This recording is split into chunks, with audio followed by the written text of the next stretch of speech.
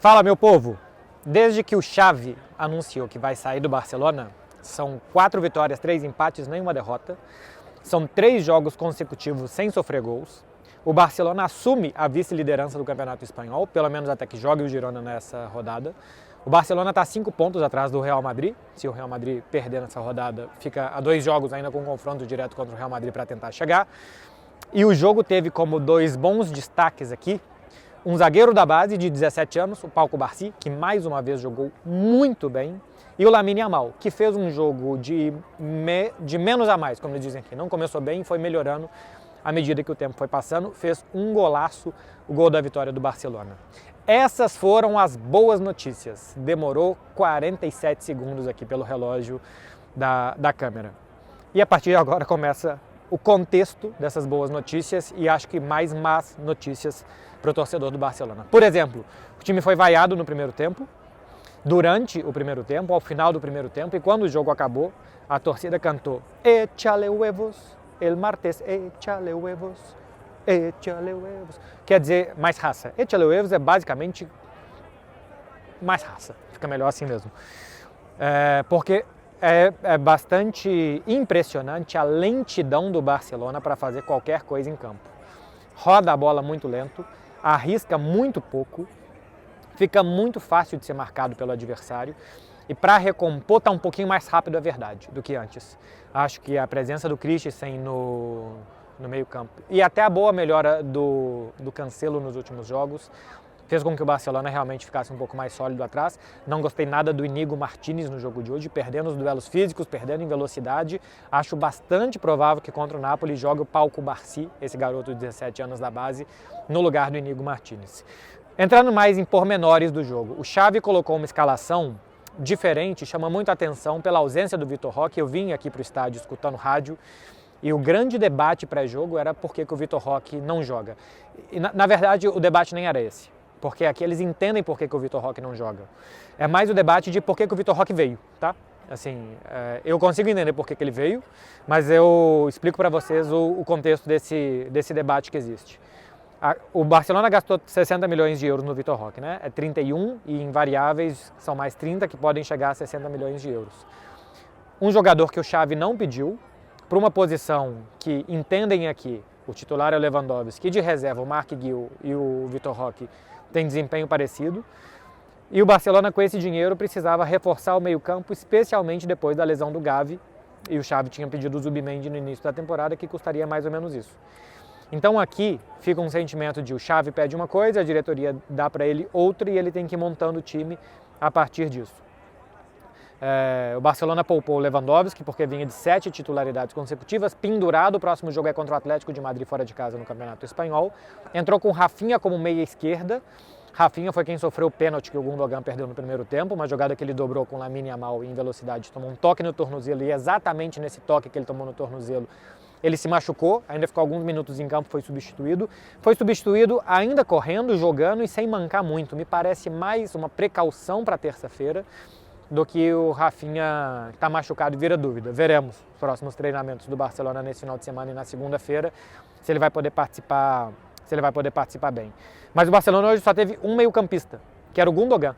Jogou o Christensen como primeiro volante, o Gundogan como segundo, aí o Rafinha como um meia pela direita e o João Félix como um terceiro atacante pela esquerda ou um meia pela esquerda.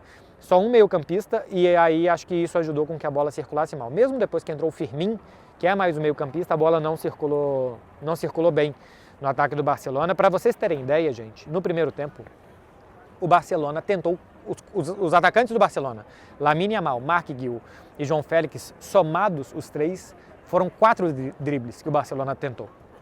Muito pouco, né? E não conseguiu nenhum. Aliás, conseguiu um desses 4 dribles. Ou seja, os atacantes não tentam nada, time muito estático, muito lento, fica tocando a bola de um lado para o outro. Parece um time de totó às vezes, porque não sai do lugar, o Barcelona. No segundo tempo, a entrada do Lewandowski e do Vitor Roque melhorou o time.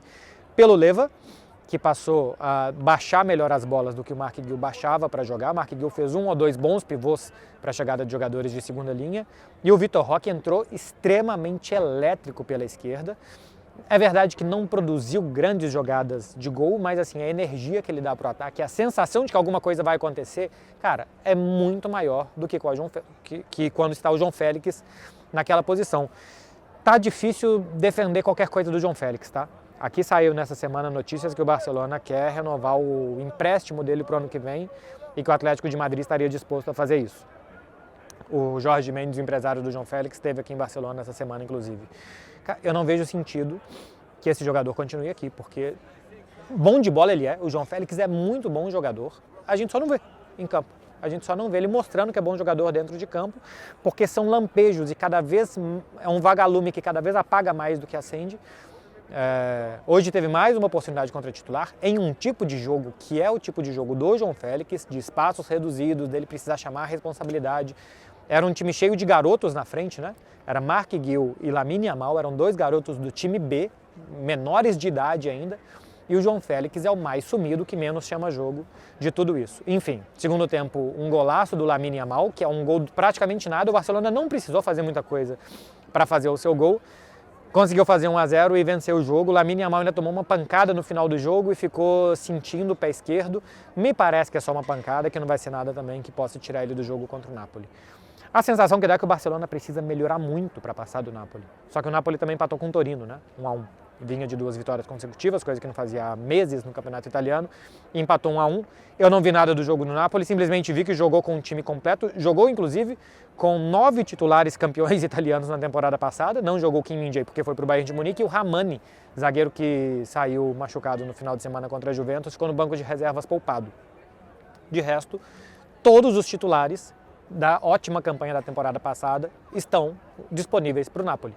O Barcelona não tem Gavi, Pedri e De Jong, não tem o Alejandro Balde, não tem o Ferran Torres. São 5 jogadores que poderiam muito bem ser titulares desse time e que não estão disponíveis para essa temporada. Isso sim, piora muito o time, penaliza muito o time do Barcelona, que especialmente no meio-campo é bastante problemático. A defesa está mais segura nos últimos jogos e o ataque tem um garoto de 16 anos que tem colocado o time nas costas, porque em vários dos últimos jogos, das últimas semanas, o Lamine Yamal tem sido quem tem feito alguma coisa diferente no ataque do Barcelona. O Lewandowski também vem bem, hoje jogou poucos minutos, contra o Atlético de Bilbao não foi tão bem, já são 3 jogos sem marcar do Lewandowski, porque não marcou contra o Getafe, mas contra o Getafe, por exemplo, ele jogou muito bem. Enfim, veremos. A sensação é que o Barcelona precisa melhorar muito contra o Napoli, mas que o Napoli também talvez precise melhorar muito contra o Barcelona. A gente vai ver terça-feira, um dos dois tem que se classificar para as quartas de final da Liga dos Campeões. Chamou a atenção o comportamento da torcida, nada satisfeito com o time, pedindo raça. Depois que a bola parou de rolar, apoiou até o final, depois que a bola parou de rolar, pediu mais raça para terça-feira. Veremos se esse time vai mostrar. Não acho que o problema seja nem raça, tá? Acho que o problema é fazer as coisas rápido. É o time se sentir mais ligado, mais urgente dentro de campo e alguns jogadores acordarem, especialmente, cara, assim, não é para citar um jogador, mas chama muito atenção como o João Félix é um jogador completamente apagado nesse momento da temporada. Veremos se ele vai ser titular. É bastante provável que sim, pelas ausências e pela falta de um jogador por aquele setor do campo na ponta esquerda. É provável que ele seja titular contra o Napoli, mas ele precisa jogar muito mais bola do que ele está jogando. É isso, meu povo. Conexão Europa, aqui de Barcelona, volta numa próxima oportunidade. E até mais. Bom final de semana para vocês.